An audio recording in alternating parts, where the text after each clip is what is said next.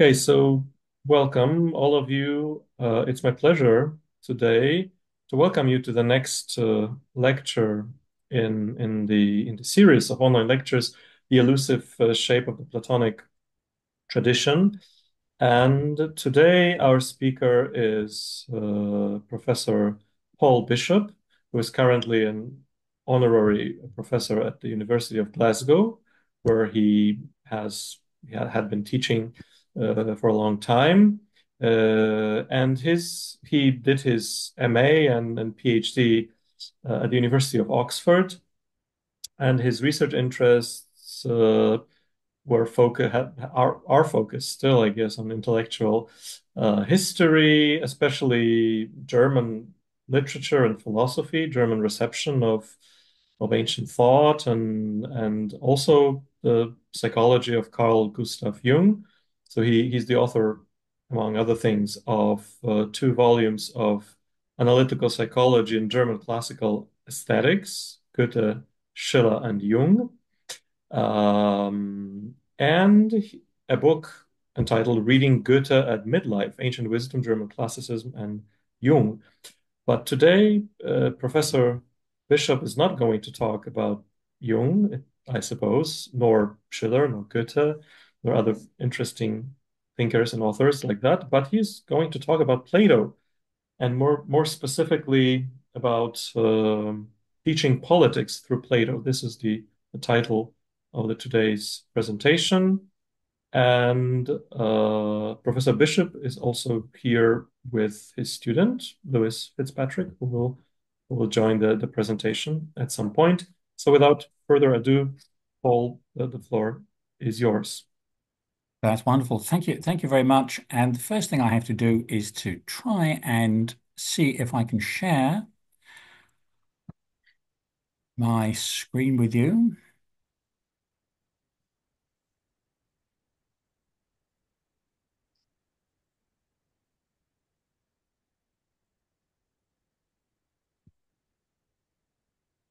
And now I've got that going, I can relax for a moment and say thank you very much indeed, Mateusz, for the invitation to speak as part of this series.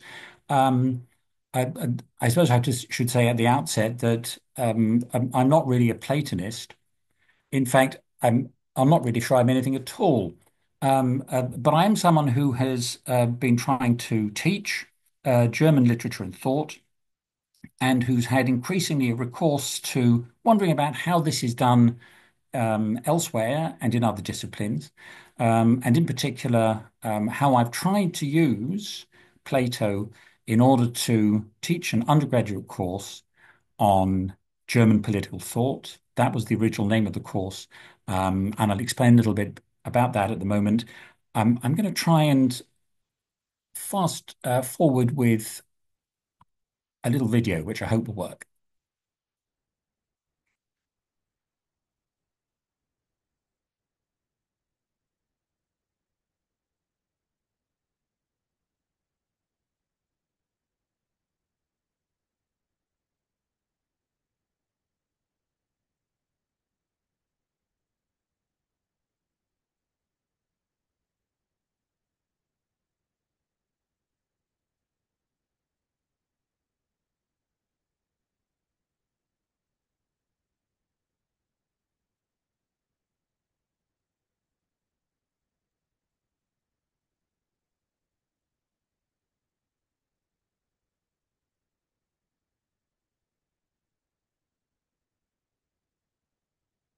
Now, you might think I've made a mistake and I've come to the train spotting lecture series, but there is a point and purpose to that, apart from showing that we do have sometimes some sun in Glasgow, and that is to draw attention to this interesting monument, which we find in Glasgow, right in the centre, a very short distance down from Central Station when we go down to the Clyde. There used to be several bridges that went over the river at this point, and one of them's disappeared, the former Caledonian Railway Bridge, a wrought iron bridge with four tracks with massive Dalbeatty granite pillars. As you can see, they are still there, and on these pillars we have the inscription that you can see in Greek and in English, all greatness stands firm in the storm. And it might be tempting to read these inscriptions as a kind of neoclassical Victorian statement of confidence in the industrial future of Glasgow, as it then was. But in fact, the inscriptions are much more recent. In 1990, the artist Ian Hamilton Finlay won a commission from a project organised by Television Southwest Arts. I don't know why Southwest Arts was interested up in Glasgow, at any rate, to do a series of sculptures that were going to be for different places, different cities. Plymouth, but then an interesting focus on the north, Derry, Glasgow, and Newcastle. People might have heard of Ian Hamilton Finlay because of another artistic project he was involved in called Little Sparta, which is a kind of open air museum, open it to visitors for the summer months down in up in Lanark. And of course, that phrase, "all that is great stands in the storm," is from Plato's Republic, Book 6, based on the translation into German made by the German philosopher Heidegger. And of course, it was Heidegger's choice to use this text in the concluding paragraphs of his notorious rectoral address made in 1933 to the University of Freiburg. And I know that it's probably not the most accurate translation, but hey, here it is. We have something in Greek. In the centre of Glasgow, Plato is very much there. And it hasn't gone entirely unnoticed. The members of the short-lived Glasgow rock band Midnight Lion had a song in 2011 called "All Greatness Stands Firm." So I think I'm trying to use the existence of these pillars as a kind of reminder of the persistence of Platonic thought, which, like those granite pillars, still stands strong, even if it is not regarded like the pillars as necessarily fulfilling a useful function. And I also tried to use the Platonic tradition as a way of entering into what I've called the discourse of Platonism. Now, there's been a long culture of engagement with the discourse of Platonism in the English-speaking world, even if it's at times been attenuated. In the middle of the 17th century, a group of philosophers and theologians, the Cambridge Platonists, based obviously, hence the name in Cambridge, revived interest in the philosophical discourse of Platonism. We think of such figures as Rafe Cudworth, Henry Moore, Benjamin Whichcott. It's a fascinating and significant and probably understudied area. In the 18th century, the London-born scholar Thomas Taylor undertook an extensive program of translating Platonic and Neoplatonic works. Taylor composed for himself the following motto: "No servile scribe am I, nor heir shall be. My sire is mind, whose sons are always free." And I wonder what that would look like as a mission statement for the universities in the UK when they put in their research excellence framework, whether that would serve as a successful or an unsuccessful mission statement. As these lines hint, Taylor's life, personally as professionally, wasn't an easy one.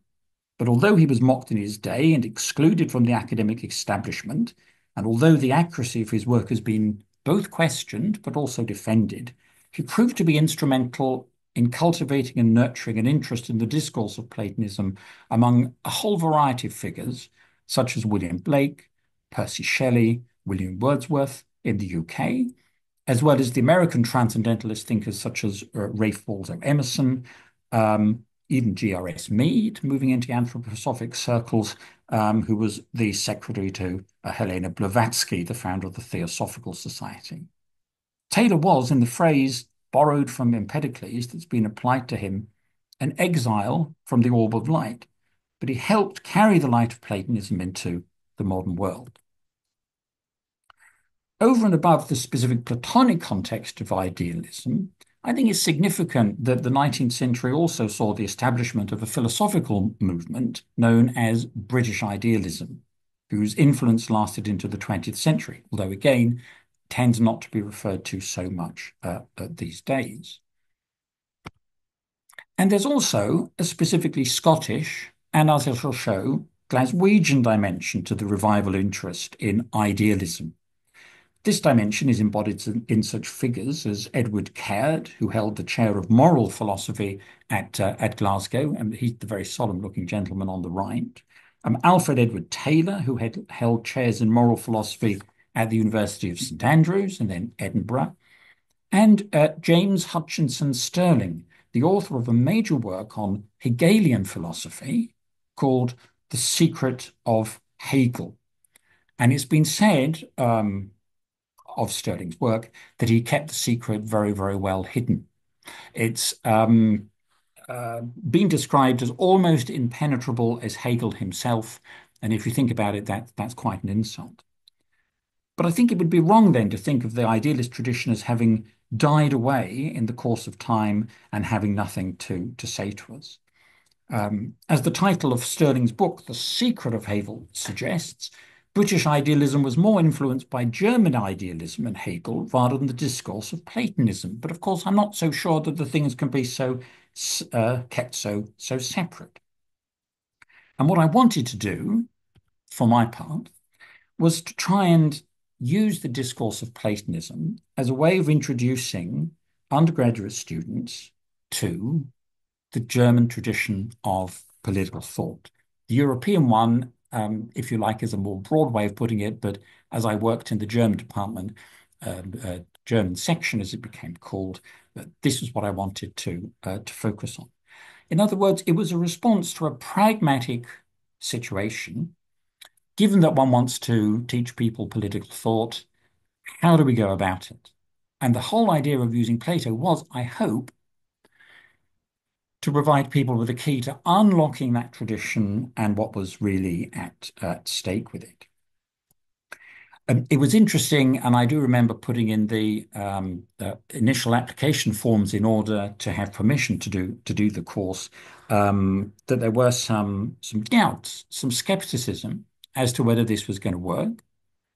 And it's true that I think it was a very big ask to make of students. Although I have to say that by and large, my experience has been that our students proved themselves more than equal to the challenge.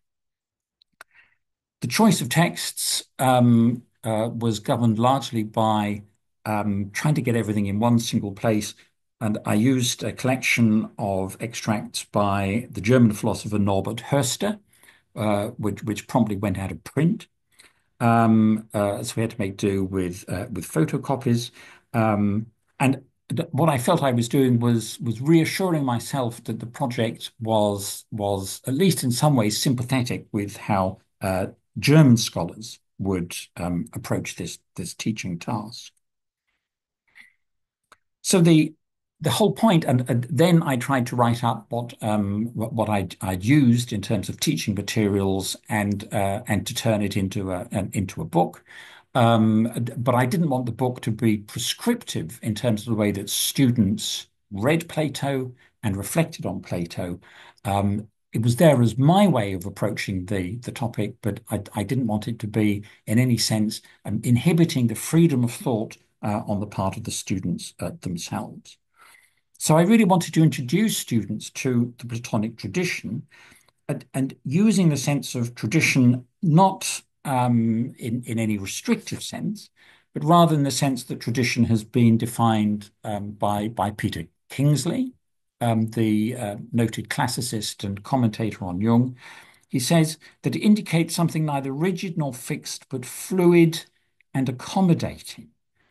In other words, it is a kind of receptacle allowing for the pooling and absorbing of individual resources so that a new contribution can transform the old until they are transformed in turn. And I'll just take people briefly through how the course was meant to run. And then my former student Lewis is here, can tell me whether that was actually how it did run. So can confront me with the reality of what I was trying to do. The key concepts, and I taught the course several times, probably about half a dozen over 10 years or so. And we had different points of orientation.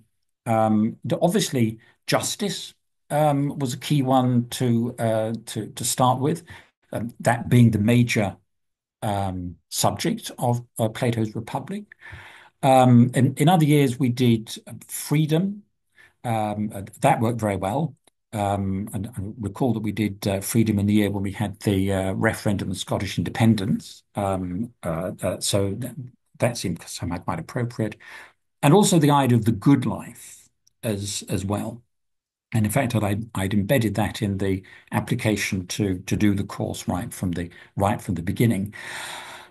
Big topics, difficult. It's a very, very difficult area. And what I hope is that Plato can give one a point of access. It might make it more difficult initially, but in the long term, my belief and my hope is that it will be a kind of training of the mind to enable people to deal with all kinds of complex texts.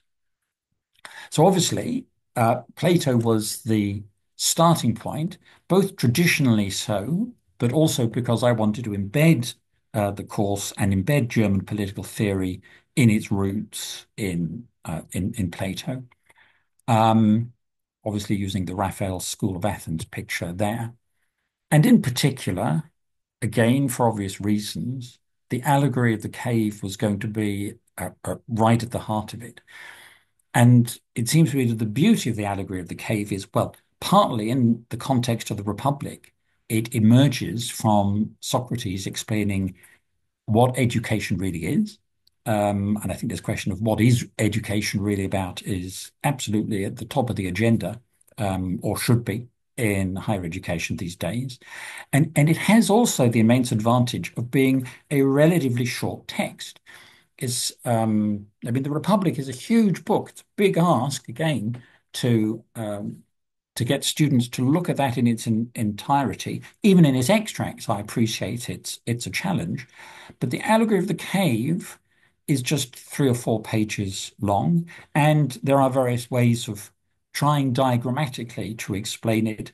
Um, these are some of the ones that I used in various ways. Actually, just trying to get one's mind around how the allegory is working, I think is already a kind of a liberating experience. That the structure of the allegory forces people to think for themselves. And of course, it's not just a pretty picture, it's not just a model, but it's also a program in different kinds of knowing. And I think that's one of the reasons why it seemed to be particularly appropriate for this course is that it maps onto, as you know, the divided line and the idea of 4 different kinds of knowledge, working up from icasia, imagining, the world of images, then to belief, pistis, or opinion, and then to the next final stages, which are always the ones that are going to be difficult, thinking, dianoia, and probably most people are going to be there. And then, of course, the really tricky one, and I'm keen to know how the people in the group deal with this, noesis. Noesis, which enables you to have knowledge of the good, or which is knowledge of the good, or the idea of the good.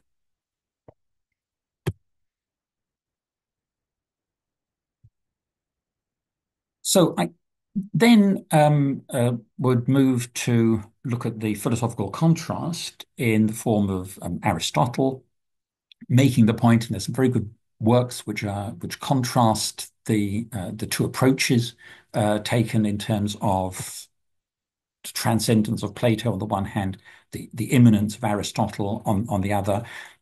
I know that you can make a case for Aristotle being very indebted to Plato, but it does form, I think, a very useful typological contrast. C.G. Jung, in the first pages of his Psychological Types, quotes Heinrich Heine on saying that Plato and Aristotle represent two fundamentally different approaches to the world, two fundamentally different approaches to political theory then. And I think that it's helpful to see them as a contrastive pair, even if always the full story is going to be more complicated. I think it was also important in order to be able to share with students the fact that democracy does not emerge at the top of the list for either Plato or Aristotle, and in a way that enables us to challenge some of the assumptions that we might have about democracy as a natural political form rather than one that is natural political constitution rather than one which is historical or genealogically reached. We also, of course, in the course had to make some huge leaps, and it would have been great to bring in Augustine and the City of God, the numerous theoreticians that we could have brought in, but you've only got so many hours to teach a class, and you can only ask people to take on so much. So we did do a bit of a big leap and go to Rousseau, um, whose ideas I think are saturated in a kind of implied engagement with Plato. That's the way that, for example, I would suggest we read his very, very famous passage, which I put on the screen here, which is a like Plato's cave, it's essentially an allegory. The first man, says Rousseau, who having fenced in a piece of land said, "This is mine," and found people naive enough to believe him, a bit like the beleaguered people in the cave. That man, he says, was the true founder of civil society. So, is it a historical moment or is it rather an allegorical? For how many crimes, wars, and murders, how many horrors and misfortunes might not anyone have saved mankind by pulling up the stakes or filling up the ditch and crying to his fellows, "Beware of listening to this impostor. Beware of mistaking the shadows on the wall of the cave. You're undone if you once forget the fruits of the earth belong to us all, and the earth itself to nobody." And of course, taking control of the earth and realizing where one is in relation to the earth is, of course, allegorically represented by exiting from the cave. And now the fun would really begin as we tackled the Germans. Kant there was obviously going to be a main figure, and not simply through his political treatises, um, um, the idea of the paper on universal harmony, for instance, but because of the way that the critical philosophy, in a way, tries to map out, tries to systematize idealism, not necessarily specifically Platonic idealism, although in a way that is certainly compatible with it. Um, and I think introduces students to the idea of how Platonic thought starts to be seen in modernity. And then speaking of modernity, we had this guy. And I think that if Kant is a useful way of thinking about idealism and specifically critical idealism, one of the topics that we had to deal with Hegel was trying to get our heads around the dialectic. And again, I know that the Hegelian dialectic is not the same and in important respects different from the Platonic. Nevertheless, there are commonalities which I think enabled us to see by comparing Plato and Hegel in relation to the dialectic, get us to think in a dialectic way. And again, that I think was always going to be the aim of the course was to change the way that people thought, or to at least enable them to see that there was a possibility to think about things in a different way. And I believe that that is what the function of the Hegelian dialectic is meant to be. It's a training in a way of thinking, which is on the one hand idealistic, abstract, if you like, but also Hegel will say it's concretely embodied in history. That, at any rate, of course, is the claim when he says that the history of the world is none other than the progress of the consciousness of freedom. And I mean, just trying to come to terms with a statement like that, it's a real shocker. But I think it starts to make sense about the consciousness of freedom. Again, is another way of approaching what what Plato is doing in the allegory of the cave. read in a Hegelian manner. Of course, it's thanks to Hegel that we then have these guys who are the antithesis to the tradition, an antithesis to Hegelian idealism, the antithesis to Platonic idealism at the same time. And yet, precisely for that reason, because they are its inverse opposite, they nevertheless remain, in a sense, indebted to it. Nobody can entirely escape Plato. Dialectical materialism might be materialistic, but it still has that dialectical element essential to it. And it seems to me that it's almost as if Plato remains echoing in Marx's mind. As we know, the figures in the cave are locked in place and chained there until they can be released or release themselves. And that tricky question. Marx is entirely in line with, whilst opposing that idea in his very famous cry in the Communist Manifesto, workers of the world unite, you have nothing to lose but your chains. And then, of course, we would follow this through with the idea of class struggle, the idea of the intellectual vanguard, again, which seems to be structurally a kind of parallel to the man who, having escaped from the cave, will then go back down again, and it is his duty to lead everybody else out of it. Now, of course, one part of the Platonic and Hegelian and idealist tradition then falls to these guys, Adorno and Horkheimer, who are trying to use Marx for explaining why the revolution doesn't take place, explaining, in other words, why we don't get out of the cave. I think that's the way that I would put it. I've tried to play down the Frankfurt School in various iterations of the course simply because the Frankfurt School are so extremely difficult. Um, but I've retained them as far as I can because of their very helpful critique of the cultural industries as helping us look at the figures, forcing us to look at the figures on the wall and to deny the reality of what is really behind them. Um, the way that the culture industry works in the innermost spheres, in the family, in the house, internal to the psyche as well, by telling us how we should and how we shouldn't look, in particular how women should and shouldn't look. And of course, their recourse to ancient Greece is through its model of beauty. They too, whilst opposing Plato, remain in some sense in hoc to him. And I think this is always one of the most challenging ideas to get across is this question of, is there such a thing as a bourgeois true art?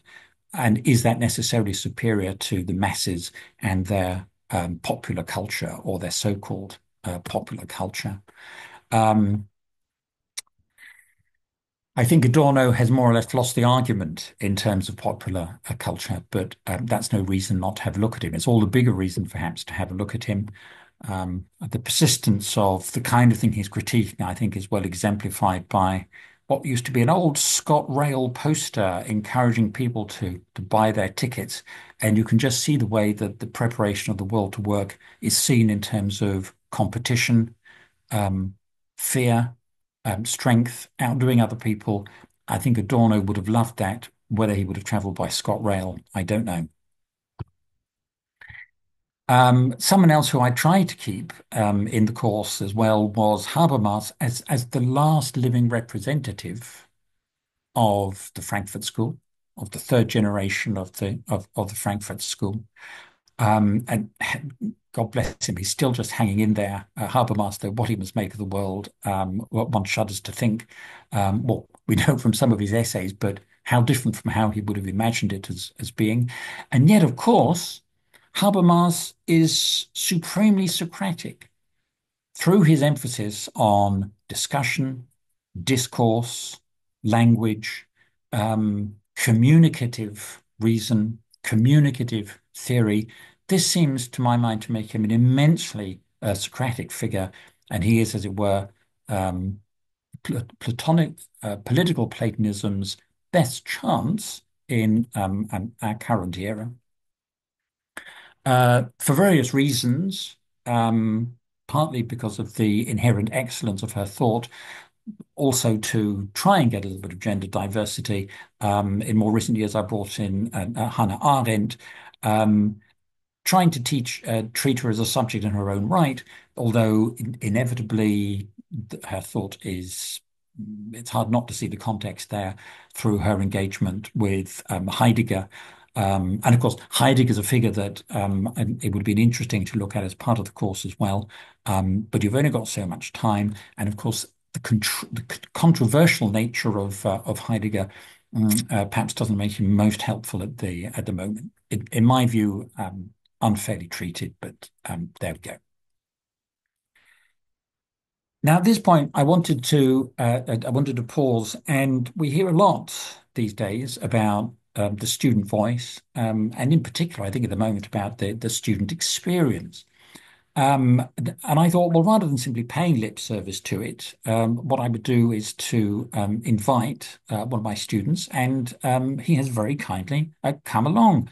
I've no idea what he's going to say. And I'm really interested to get Lewis's take on all of this. So, Lewis, would you come on the mic and the floor is yours for a little bit. Okay, thanks. Thanks for asking me to take part in this as well. That's nice of you to ask. Yeah, I think I did have quite a particularly positive experience um, of starting to think in this way with Plato. I think it seemed to work for me at least to have this kind of constant conversation with um, maybe a sort of ancient way of thinking or the Platonic way of thinking, and everything that came after that. I think that kind of contextualization did help a lot. I think maybe the most successful thing about reading the Republic in particular is the fact that it's almost like a it's almost become like a virus in my brain. Every everything that I'm seeing now, I'm seeing it in context of the cave and in I suppose all of the dialogues that have gone on as well, like in the Republic.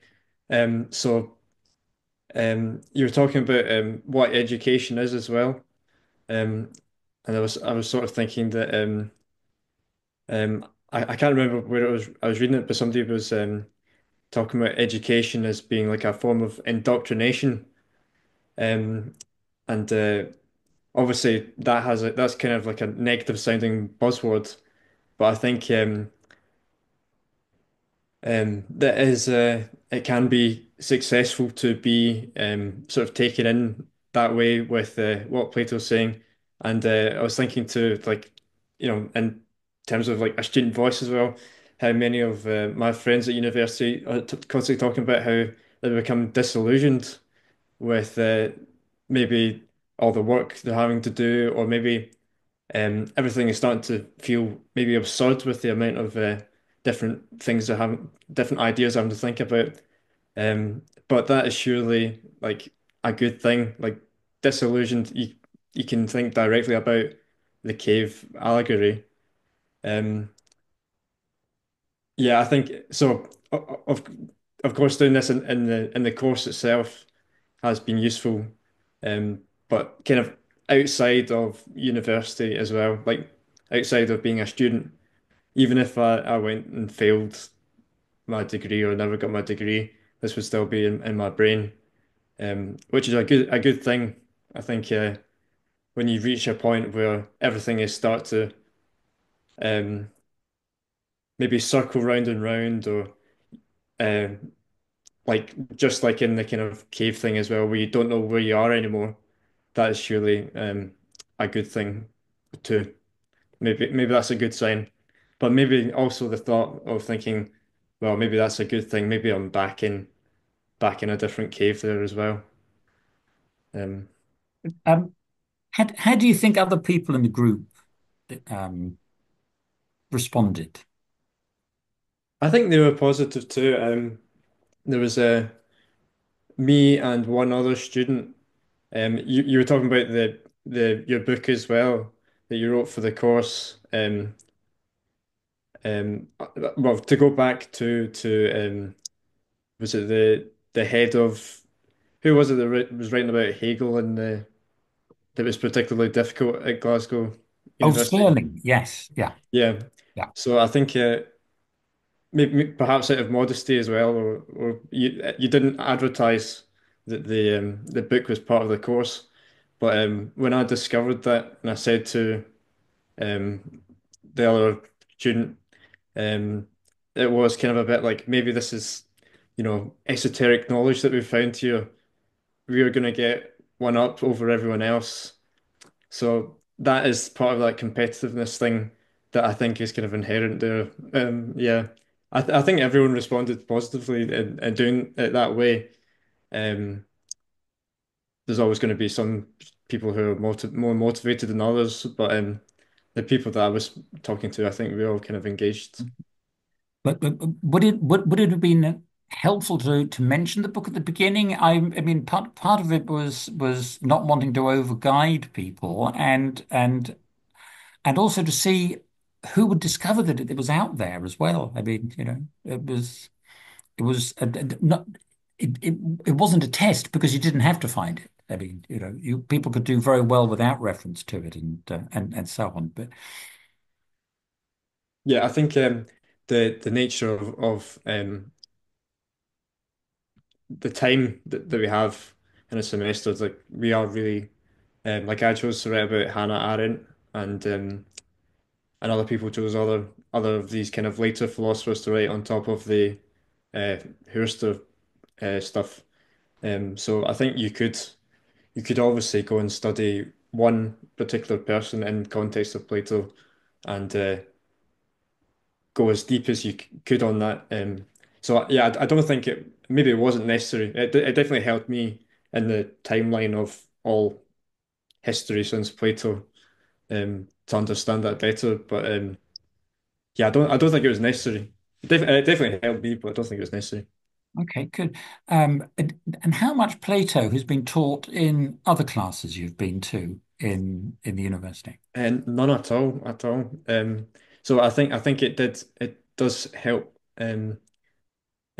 So I'm also an English literature student, um, and it's definitely a very different way or they're asking you to think in a very different way to, um, I suppose that, well, would you describe this class as more of a philosophy class?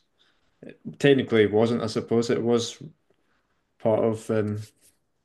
Yeah, it was kind of a philosophy class, but without. But see, the problem is people often have a very negative reaction to the word philosophy. I mean, I've had people say precisely of the course that it shouldn't be taught because it's philosophy. And of course that's a difficult situation because you do want it to be philosophical, but you don't want it to be turning people off at the very first word. But why do you think you said that the approach in English literature was different. How would you characterize that approach? Well, maybe I'm slightly disillusioned with the English literature department, perhaps. But I think it does seem that a lot of what we're doing is a lot of moralizing or checking the morality of, take for example, how can somebody write about this from their own experiences or um, um, certain like power dynamics, perhaps, and what does the modality of a certain um, sentence mean? Like what is a narrator trying to do, for example, or the historical context? And I think maybe they are a bit harsher on going too abstract with that. So I think, but to me, that does also kind of end up boiling down to, well, similar to also what Plato was doing by having the dialogues. You're kind of watching people trying to trick other people to persuade them to do one thing. So I find that frustrating that I can't throw something a bit more philosophical onto it. Um, but that is it's definitely helped me too. Um, last year I had to write about a book by Sir Edward Bulwer Lytton, um, about a kind of subterranean race of people, and I think what helps with the Plato was I think in contemporary life, your initial reaction is to be totally freaked out by that because of events of history and like take for example just the idea of something being totalitarian, you immediately have this visceral reaction against it. Whereas reading the Plato, he almost tries to convince you like, oh well, that is it all makes sense, doesn't it? So I think it's been good for me to have more of a lack of bias in an academic way. I mean, obviously, you know, my opinions are not pro-totalitarian, but certain things like that has helped me maybe see a bigger picture of why that could be that way or how something could be allowed, even though it seems absurd when you really think about it. Um, And we didn't in the course actually read, but I know we did refer from time to time to Karl Popper's book on mm. the open society and and its enemies. I mean, would it be fair to say, I mean, is there a kind of a shadow side to this tradition? I do recall, I do recall you had some quite sharp remarks to make about Heidegger when you did a presentation on him. I mean, how can one deal with that? I'm calling it a shadow side, not in an evaluative term, but the fact that some people have a very critical view of the Platonic tradition precisely is leading to totalitarianism. Yeah, I mean, you can see why. I think um, I suppose Plato as at least the name is a lot more, is an accepted thing. So when you have Hopper sort of pulling it apart, you do kind of realize actually, maybe we should be thinking a bit more about actually what is going on here instead of, in these dynamics. So I think particularly about, methods of persuasion that are used in day-to-day life. Um, you never know if somebody is just take for example using the word freedom. Um, Hannah Arendt as well says that this doesn't really exist, which I thought that was kind of like a slight breakthrough for me. This is literally just a buzzword, that, almost like buying something. Yeah. Um, I like the you use the idea of breakthrough there because, of course, that's this idea, isn't it, of a metanoia, a turning around, a breaking free, seeing something in a new perspective, hopefully a truer a perspective. Just again, picking up on something you said, you talked about disillusionment. I mean, why disillusionment? well, it's interesting that maybe when people start something, it doesn't matter if it's in education or anything they start, if it's something they're doing creatively or anything, they always start with this kind of, like maybe more of a passion for something, or they're keen to do something, and maybe over time, for whatever reason, uh, I always think that things start to seem absurd, or you start to become alienated from, why am I even doing this at all?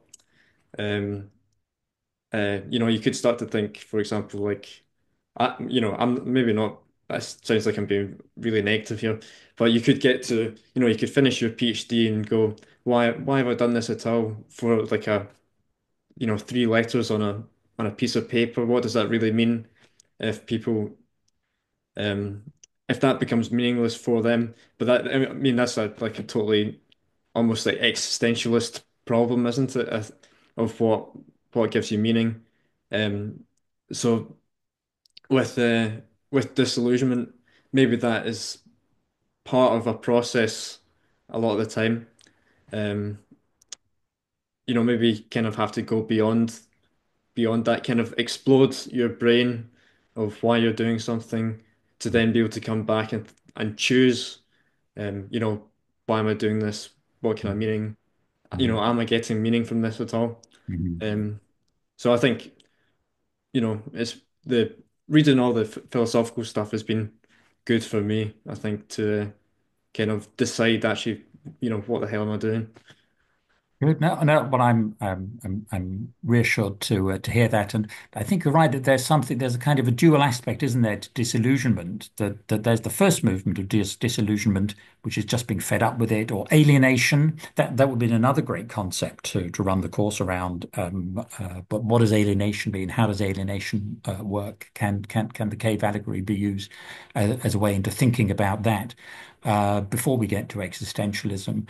Um, and then the second stage of disillusionment is that actually that laying aside of the illusion, the laying aside of a false view or an incomplete view. And so actually that moment of alienation, that moment of disillusionment is necessary in a stage to greater illumination and moving forward to a new way of seeing things.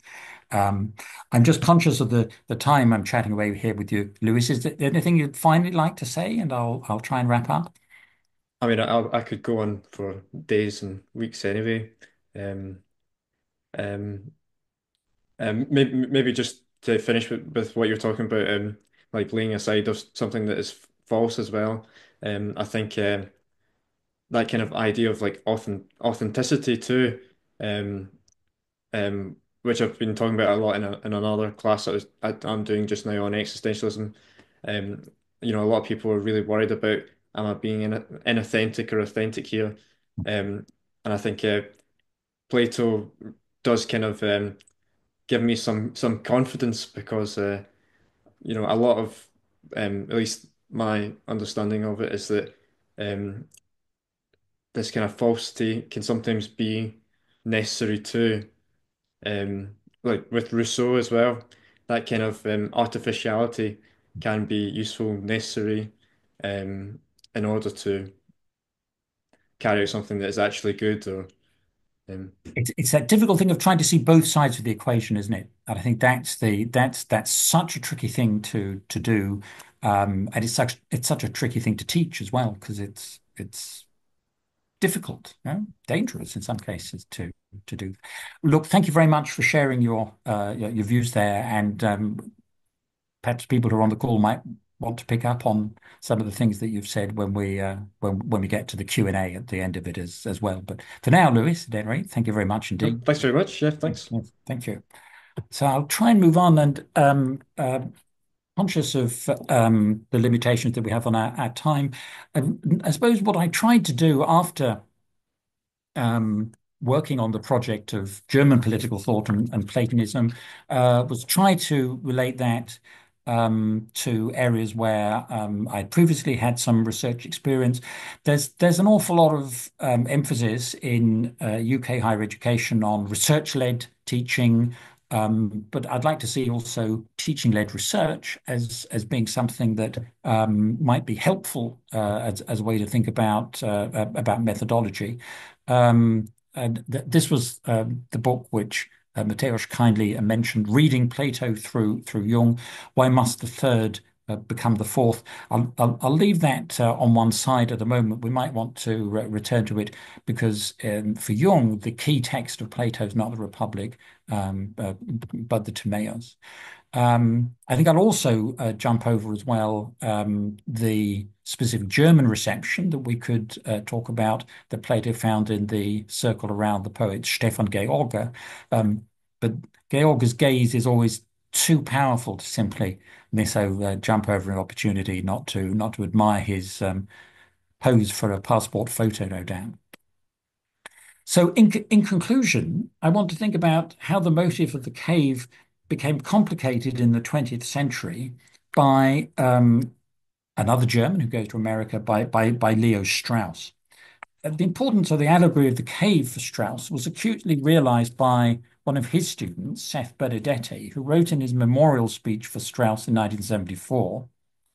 he realized that a special effort had to be made by us in order to attain to the distinction which is at the heart of philosophy between those things which are first for us and those things which are first by nature.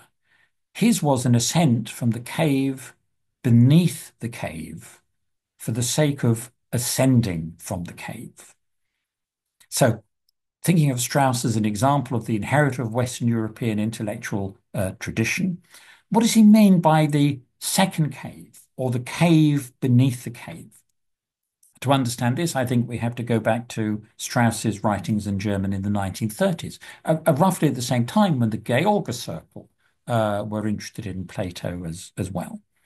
In a lecture called The Religious Situation of the Present, term of religion is I think, something we might want to follow up on in our Q&A. Strauss explicitly drew a link between the situation of the modern world and the situation depicted in Plato's allegory of the cave. In the Republic, he said, in order to illustrate the difficulty of truthful knowing, Plato compares the situation of the human being with the situation of cave dwellers. Thus, then, Plato presents the difficulties of doing philosophy, the natural difficulties. If they are so extraordinary, no wonder that there are so many contradictory opinions. Mindful of the Platonic parable, we shall not be deterred by the anarchy of opinions, but we will have to try as hard as we can to leave the cave. Yet precisely this possibility of leaving the cave appears to be put in doubt by another text written by Strauss about the same time, 1931, his review of a study of metaphysics by Julius Ebbinghaus. In this review, Strauss explained that the modern world was confronted with even more problems than the ancient world had been. For we moderns find ourselves precisely in a second cave. To use the classical presentation of the natural difficulties of philosophizing, namely Plato's parable of the cave, he said, one may say that today we find ourselves in a second, much deeper cave than the lucky, ignorant persons Socrates dealt with. We need history, first of all, in order to ascend to the cave for which Socrates can lead us to light. We need a proper deutic, which the Greeks did not need, namely learning through reading. Significant thought for our current education policy and practice, I think. If Strauss regards revealed religion as the creator of a second cave, an artificial cave beneath the natural cave of Plato's allegory, then, as David Janssens has argued, one might regard Christianity an opponent as well as an inheritor of the pagan, ancient Greek, and Jewish belief systems alike, as bringing into existence yet a further cave, a cave beneath the cave, beneath the cave. And there are another thinker, Greg Andonian, has sketched out how we might describe these three different kinds of cave. Ultimately, these arguments about caves beneath caves beneath caves, or first, second, third, or why not fourth and fifth caves, result in a kind of mise en abîme envisaged by French postmodernism. I'm thinking, for example, of Gilles Deleuze, when he talks about Nietzsche's doctrine of eternal return as a kind of ungrounding, understood as, quote, the freedom of the non-mediated ground, the discovery of a ground behind every other ground, the relation between the groundless and the ungrounded, the immediate reflection of the formless, and the superior form which constitutes the eternal return. And Gilles Deleuze says, everything, animal or being, assumes the status of a simulacrum, so that the thinker of eternal return, who indeed refuses to be drawn out of the cave, finding instead another cave beyond, always another in which to hide, can rightly say that he is himself burdened with the superior form of everything that is, like the poet, burdened with humanity, even that of the animals, which is an allusion to a line by Arthur Rimbaud. These words themselves, says Deleuze, have their echo in the superposed caves. Not surprisingly, Deleuze Deleuze describes his philosophy, nodding in the direction of Nietzsche, as the overturning of Platonism. This overturning has been explained by one commentator in terms of a contrast between the orthodox or upright Platonist, who proceeds out of the cave, out of the world of appearances, and the overturned Platonist as a diver, someone who plunges into the depths of the cave itself, into the uncanny world of difference and repetition. So, where does that leave us today? Does it mean that the discourse of Platonism doesn't really work anymore? I've been trying, in the form of the course and in the form of what I've been working on, to present the contrary argument. And um, I used a beautiful picture by the Canadian artist Lolita Hamill entitled Plato's Caves as a cover of the book, but also because I think it absolutely summarizes where we are in Platonic terms today. Her work subtly but powerfully reimagines the world of the cave in its full primordial nature, but gives it a technological twist. To the left of the painting, a group of young people are sitting on or in front of a stone sofa, staring, one presumes, at the shadows on the wall, as if they were enjoying an evening's entertainment on their favorite cable television channel. One woman looks utterly bored, staring to the side and clasping her face in a gesture of despair. A man is laughing and pointing to the screen, I think we can suggest, with his finger, glancing at a woman beside him whom he's embracing. Leaning forward, she's looking away to the scene in the center of the painting. She's beginning to look round. Sitting on the floor in an athletic pose, another man is looking straight ahead, and hence out of the painting at us. Rather than a panoply of individuals carrying objects along a pathway in front of a huge fire, these projections are achieved by a single woman holding a child's toy, a plastic spinning windmill, while to the right the blaze of a fire can be seen, although it's partially occluded. On the other side of the painting, two even younger people are absorbed in the glow coming from the screen of a handheld device. Their iPhones, one assumes. In the center of the painting, a man in a white shirt and white shorts, is he the returning philosopher, is pointing with his right hand to the exit from the cave, while his left hand is stretched out in a gesture of support or despair, I'm not sure, toward a woman who is lying on the floor. Is she blinded by the light of the coming from the entrance to the cave? Or is she staggered by what the man in white is saying and has fallen to the floor in surprise, raising her arm in a defensive gesture of rejection? Hamill's painting, apart, I think, from being of great beauty, I think it's a wonderful artifact, raises all kinds of questions about how we are to understand the allegory of the cave today in the tradition of German political thought. If we find ourselves, as Strauss suggests, in a cave beneath the cave, or as Janssen extends this analysis, in a cave, beneath the cave, beneath the cave, then how on earth are we ever going to get out? For that matter, do we still believe that there is anywhere out to which we can get? If, as Jacques Derrida famously argued, il n'y a pas de hors texte, there is nothing outside the text, or more accurately, there is no outside text, is it not so much a question of whether we believe in inside or outside, as a question of whether, in our image-saturated world, we believe in any kind of text or any kind of logos at all? Well, I'd like to think that we can. I'd like to think that we can, and I'm greatly encouraged by being reminded of what Antonin Sertillanges wrote in 1921 in The Intellectual Life. Even though I can't identify the source of his Plato quote.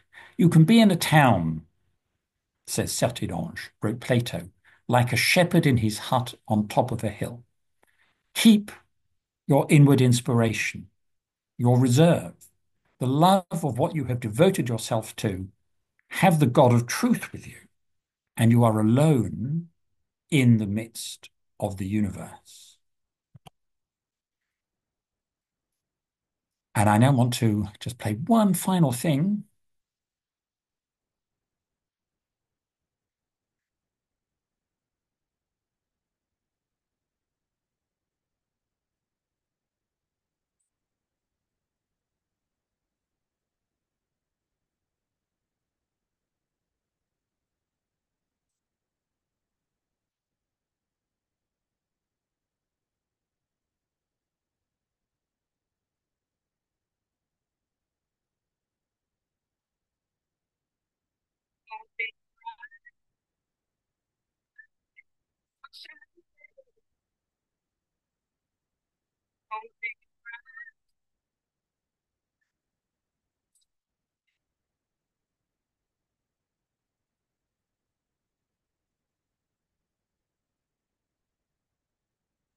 Thank you very much indeed.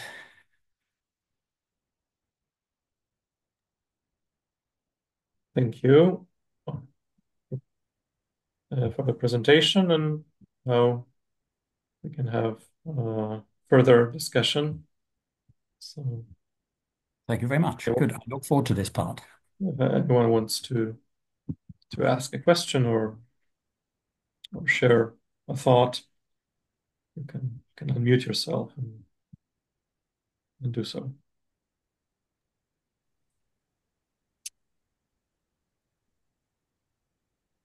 Paul, I don't mind going first, but I don't need to go first. By all means, Andrew. Yeah, sure. Yeah, Go all for it. right. Yeah, Go for yeah. it. Yeah, well, thank you so much. I mean, what a fascinating course, and it must cover an awful lot of ground. You're a brave man to do A that foolish much. man. A Yeah, I foolish man. know.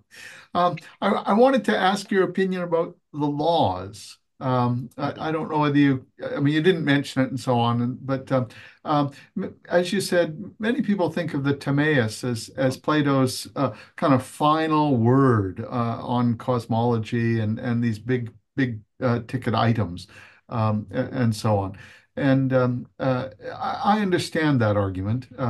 I mean, the Republic, in some sense, is a kind of young man's book. That is, it's full of these great ideas that sometimes they're run down to the ground, and sometimes they're just left hanging there.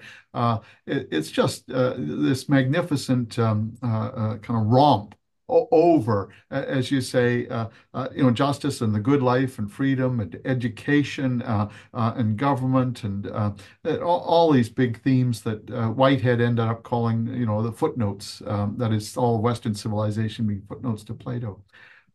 But I think of the laws as really his second republic. That is, the Timaeus, in some sense, is his last word on certain aspects, on cosmology and so on. But if you read the laws, which is just even a little longer than the Republic and covers all these main themes again, that is education and psychology, the good life, knowledge, the role of government, punishment, and of course law as being a method of living together. In some sense, he abandons all these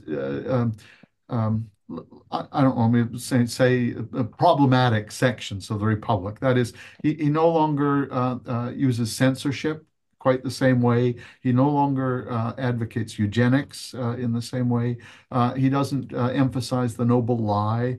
Um, he doesn't rely on reincarnation as a theory of knowledge in the same way. And it's as if he read Popper, as you mentioned, and said, well, maybe we've kind of gone down the wrong road on the totalitarian side, that governments are supposed to give these noble lies and give us censorship and eugenics and regulate society that way.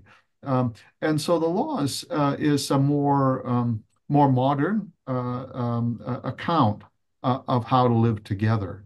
And so, anyway, I just wondered whether you had any thoughts on the laws in this context, that is specifically as his last word on politics, as opposed to last word on cosmology. Yeah, no, that's a very, very fair point, Andrew, and thank you for mentioning it. Um, uh, am I right in thinking that does the Timaeus follow on directly from the laws? Or is it the Republic that it follows on directly from? It follows the Republic. The Laws was his That's right. last book. That's It's right. the Yeah. longest book. It's the last book. In some sense, it's kind of easy to understand. The opening sections are very polished. Towards you get the end, it's a little more rough and not quite complete. I mean, it's complete, but it's just not as polished and so on. So it's his last book. It's his longest book, and as I say, I've always thought of it as his last word. Abandoning some of these hypotheses that probably came from Socrates that occupied him as a young man and as an old man, having failed in various Yeah. endeavors. Think about Syracuse. Failed in various endeavors. He's saying, I now have a more mature theory about the ideal republic. Yeah, no, that's well said, I think. And I'm just interested in the link between the Republic and the Timaeus because it seems interesting question as to does the political outlook depend on the cosmological, or is it sequential? He's just sort of moving from one area to another. No, I think you're right that the laws would be an excellent text to put in there as well, or to even take as the basic premise of the course. I didn't do that simply for um, uh, you couldn't do everything, so I needed something which would form a kind of coherent package, as it were. We did look at some passages from the Gorgias as well, so looking at political rhetoric, and I think that's that was a helpful resource. That was Hurster's idea to basically use passages from the Republic and and from the Gorgias. You're right. I think in fact, there's meant to be a follow-up book to the political thought and discourse of Platonism, and that will be on the laws. So that's in my filing cabinet as well at the moment. But hopefully, I'll have a little bit more time to work on it if I get round to it. Not least because of those very sort of some of the stranger aspects that are there in the laws. I'm thinking of the Midnight Council and so on, otherwise known as the university's senior management group, no doubt, Yeah. which meets in secret and so on. You're absolutely right that the laws would be part of a larger course if one had the time to do that. At the same time, okay, it's maybe the final word, but perhaps it doesn't demonstrate as in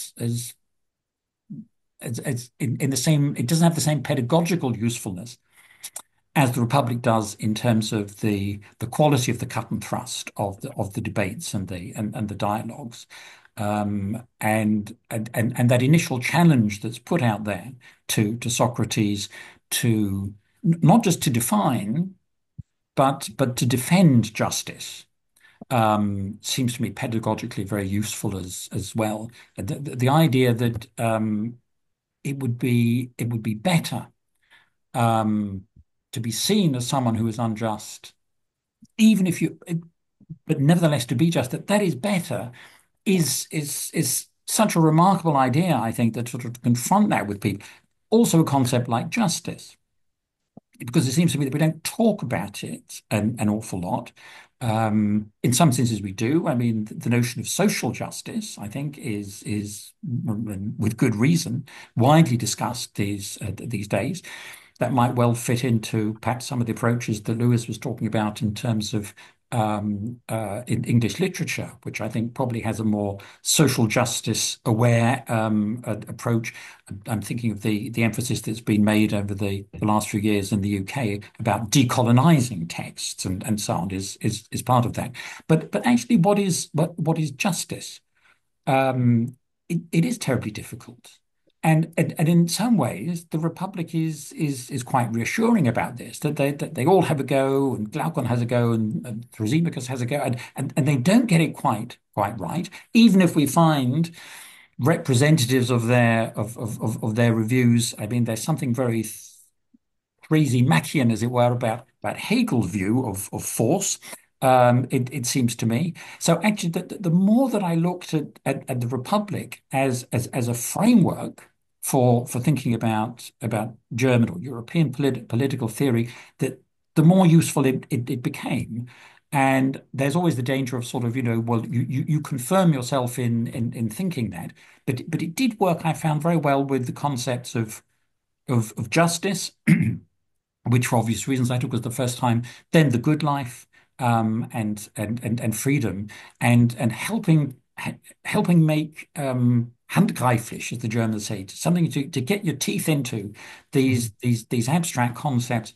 I found that the Republic did have a good value, but you're absolutely right that the laws is at least ought to be acknowledged in the course for completeness sake that the Republic was in no sense Plato's last word on politics, quite the contrary. Similarly, another text that I could have brought in would have been The Statesman, And that would doubtless find a good home as well. It was really just the pressure of time and space. Yeah.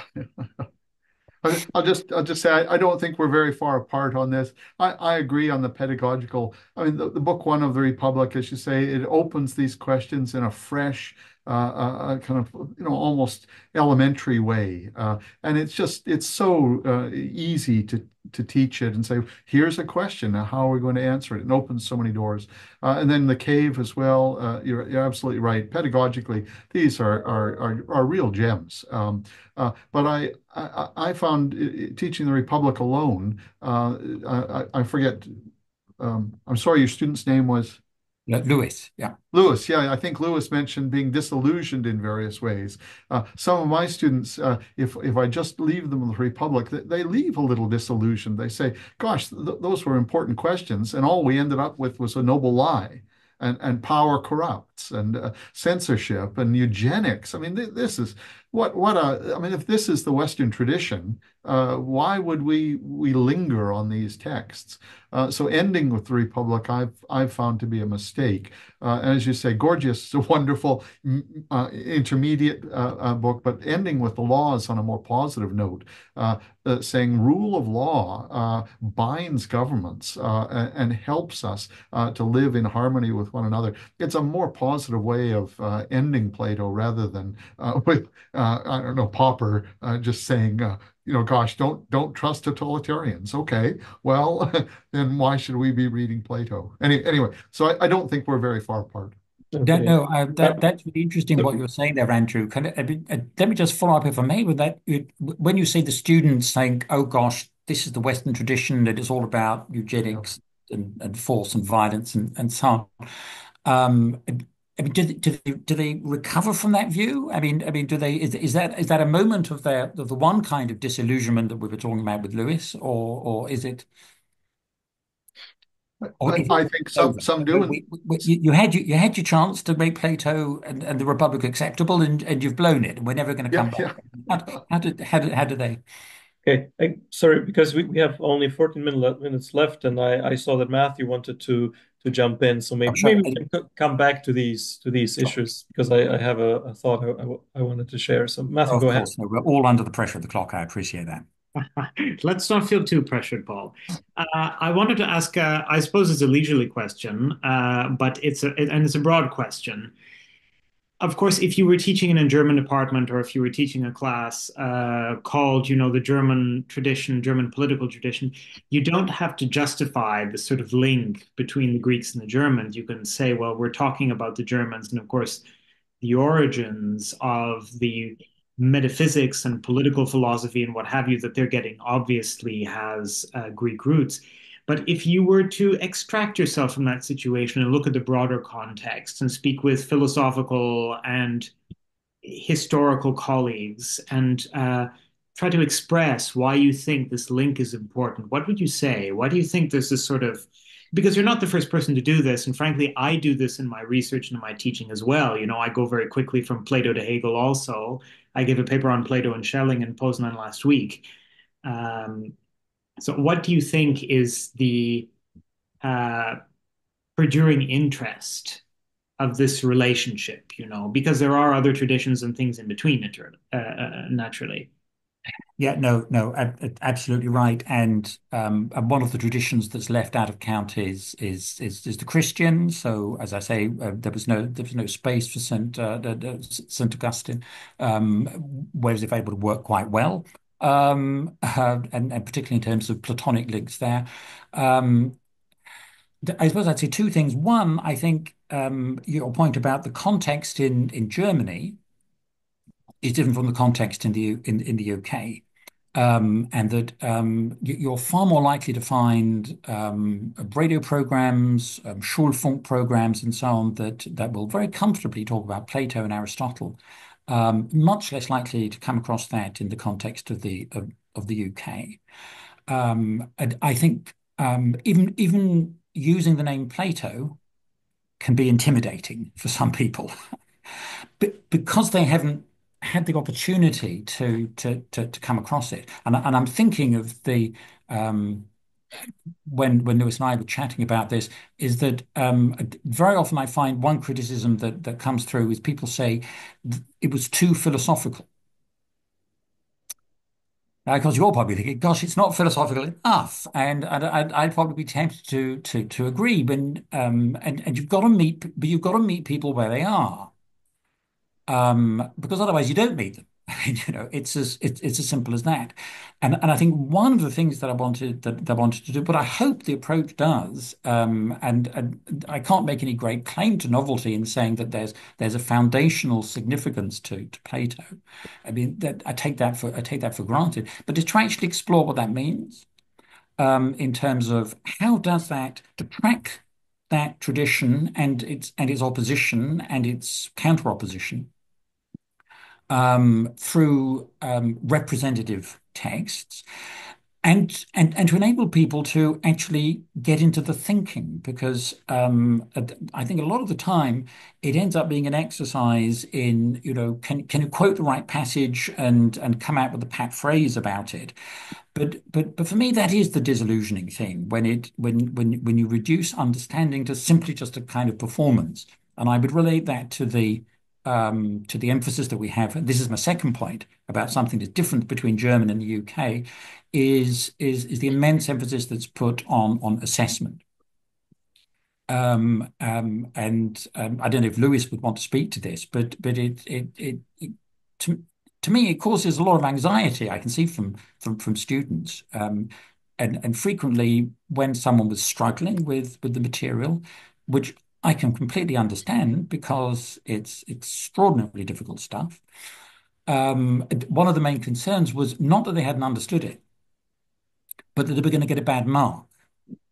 And so this assessment can sometimes, or indeed very often, block that process of understanding because you need to put that to one side in order to actually get where you are. And I would say I had that in other areas of teaching experience as well, that students used to come and say, how can I speak better German? And then the question would be, how do I get a better mark for German? And then are they different? There's a shift that's come around there. So I would say that the difference comes in the cultural attunement to Plato. And it is remarkable that there is this British idealistic school. There is Scottish or was Scottish idealism. There was Hegelianism was rife in Glasgow. You won't find it many places in Glasgow today. So there has been this big shift, and I think we could explore various reasons for why that's happened. I think in part it's to do with the post-war view that the UK has of Europe and that the post-war UK has of Germany in particular. Where I go so far as to say that Germany is for many people, for many British people, it's kind of unknown territory. We simply don't know what's going on there. The Rhine cruise and the Christmas market, that may be as good as it gets. But that intellectual tradition, which was so widely received, I mean, I'm thinking of, the Romantics, Coleridge, and their fascination for German Romanticism. My sense is that there's, although the Germans are very interested in Britain, unfortunately, that interest is by and large not reciprocated. So I'm trying to set it as German political thought. I'm trying to set it as political thought, and I'm trying to sell it as actually getting people to change their way of thinking, and that, as Socrates knows, and he's the kind of big daddy of all of them, then then I can see that I can understand why they got him to drink the hemlock. Okay. I, I wanted to go back to the previous theme, but of course there is a link here. When you were showing the selection of thinkers and you were talking to Andrew about the sort of contemporary reception of these things, I was reminded of this interesting quote from a thinker, which is, well, usually no one knows about him, but suddenly I find people who have heard about him, namely Valentin Tomberg, who was an anthroposophist and a scholar of law in Germany, and he came from Estonia. His mother was shot in the head by the Bolsheviks in 1921 or something. So he said that, our civilization is between Marx and Plato and Marx. And he said that, Plato nourishes the soul, and Plato is the food for the soul, for the education of the young, and for the civilization, while Marx is this destructive force, this poison. So for me and for people living here in Poland, no, not all of them, but many people here are very puzzled by the way the Western academia seems so interested in Marx and Horkheimer and these people, and of course it goes back to the national experience, when you had, people spitting at you, and they had the posters of Marx and Engels and above their heads, you become slightly suspicious of the intellectual value of these people. Of course, Heidegger is another, or Nietzsche and Heidegger. These are complex situations, of course, because, on the one hand, there is a link between these thinkers and Nazism, just as there's a clear link between, Marx and Engels and the atrocities of communism. It doesn't mean that we are not allowed to study these thinkers and study the connections. But for me, for instance, and the Horkheimer and the Frankfurt School, which is responsible for all this critical theories of the recent decade. For me, this is a very destructive anti-Platonic force, in the sense that there is no truth, there is no reality. Everything is a construct of these various groups, social groups, which fight for power. This view that colonized the humanities in the West here, not yet and entirely. So, it's interesting to hear that, for Western students, Plato comes across this, severe totalitarian, weird thinker, while, for many of my students, this is like fresh water in the desert, because you have this thinker, and his some of his ideas that you mentioned, they don't come across as important. What is important is that Plato speaks about, the divine principle that unites everything, the goodness that is source of existence, and the intelligible structure of the world. There is one truth, there is one reality. We can share it, and we can dialogue with each other. These are inspiring things, I think, for young people. So it's such a sad story that you hint at that, in the West, somehow Plato got pigeonholed by this horrible book by Karl Popper and the whole anti-Plato propaganda, I would say, into this almost communist or Nazi or someone like that, while he is such a rich thinker, and so I think also you find these cultural differences in different countries, in different nations, and it's very interesting to me how these things develop also in the future, because yeah, I also think that we are in a serious crisis in terms of education everywhere, university education, and for what is inspiring for me is for instance, the idea that there is truth, there is reality, that there is justice and goodness which are non-negotiable. It's not just someone's opinion, my truth, your truth, my values, your values. No, there are, and Socrates and Plato shows that it's not that these are bullet points, to memorize. This is an ongoing exploration of this. This is the life of philosophy, the ongoing exploration of these realities. But yeah, so I think it's reassuring and refreshing also to students here, while you seem to suggest there is something deeply problematic in that, and in the Western academia, and I find it, well, disconcerting, troubling, and interesting as an intellectual phenomenon. So Yeah, well, I don't think it's simply the UK. I think it's broader, and I think you've put your finger on it in many of your remarks there. I mean, just to say, in terms of Marx versus Plato, Marx has recognition value.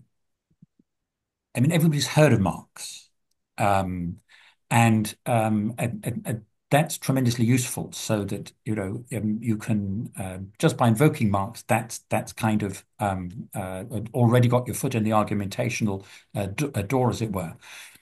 Less so, I think I'd say these days with the Frankfurt School. And I think the Frankfurt School, as far as I can tell, seemed to be rapidly disappearing.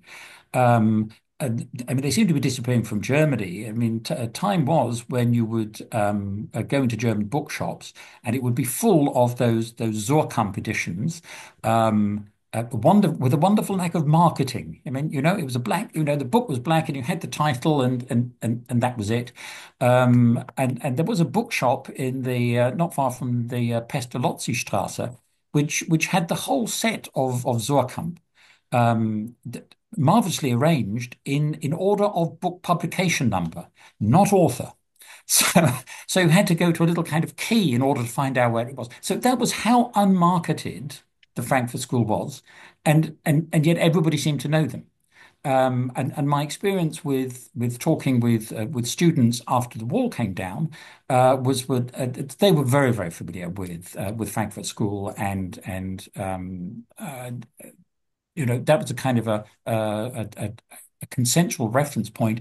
Less so, it seems to be the case today, even in Germany. Perhaps I just haven't met the right Germans and so on. Big difficulty, I think, in the UK context, and maybe also in the German one, is working out what the Frankfurt School is saying. Andrew, do you want to come Yeah, in? I just have to go. It's 11:30. Thank you. Of course. Thank you, Thank you Andrew. so much. Thank you. Yeah. Bye Thank you bye. very much. Thanks. Okay. Uh, I'll keep this short. I mean, I completely agree with your point, Mateusz. Um, the problem is relativism. Problem is relativism, because I think the relativism is the assumed starting point, and very often also the assumed concluding point of arguments. Mm. And I'm fine with that. But the problem is that it then curiously pushes away the belief in the good, the true, the beautiful, and so on, which are not allowed to be part of that, a part of that discourse. And so Plato, I think, is tremendously helpful in this regard, because non-relativism is, or that makes it sound negative, a belief in the good, the true, and the beautiful, uh, are absolutely part of the program. And so I think in terms of a broader cultural moment, at the moment, relativism, I think, is the default starting point and concluding point. It's therefore very difficult, and people are not necessarily attuned to a Platonic discourse which is going to challenge that. I don't know, Lewis, would you agree that relativism is a kind of assumed starting point in many discussions in academia in the UK? Um, well, thinking about like other subjects, how Yeah, do you mean? yeah. Um, well, I'm not I'm sure. asking you to generalize, maybe. Um, eh, do you mean like just relating to like what do you really mean by relativism? Well, Just do people is the idea that there is an absolute truth? Is that something that most of your compatriots, most of your contemporaries would buy into, or would they rather say, as Mateusz says, well, you have your truth and I have my truth, and you have your lived experience and I have my lived experience, and each of them is we can't adjudicate between them. I think we end up talking quite a lot about Roland Barthes' Death of the Author. Um, I know personally that I would um, say that there probably is no truth. That's just my personal opinion, and it's what you personally choose to find meaning in. But maybe that's more of a choice over what your personal experience is. Um, You I think, just need to read more Plato, Lewis. You just got to yeah, go back and read exactly. more Plato. I think most of the other subjects would probably be too scared of going as deep as that.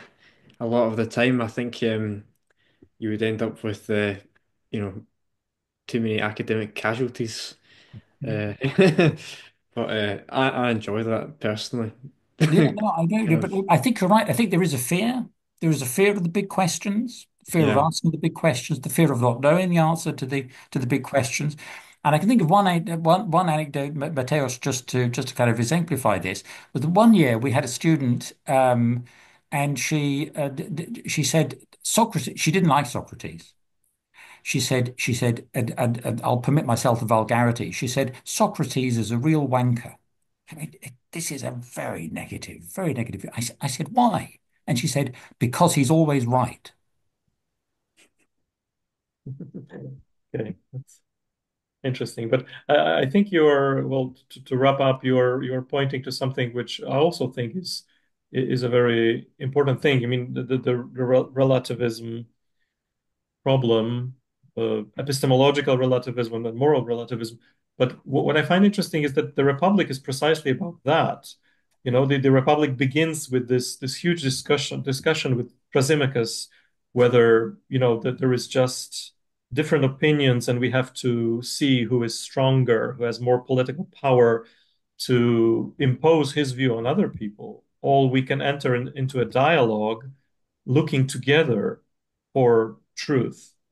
And I find it very interesting that you know this dialogue can be still used and should be used in various ways, and that it's still challenging to anyone. You know, whatever your beliefs are, you can find something in it. And yeah, so on that note, I want to end. Thank you once more, Paul, Thank you very much for your indeed. presentation, sharing your teaching experiences and your thoughts about all of that. Okay, and I also thank the audience for participating and have a good evening. So, Thank you very bye. much. Take care, Thanks. everybody. See you soon, Lewis.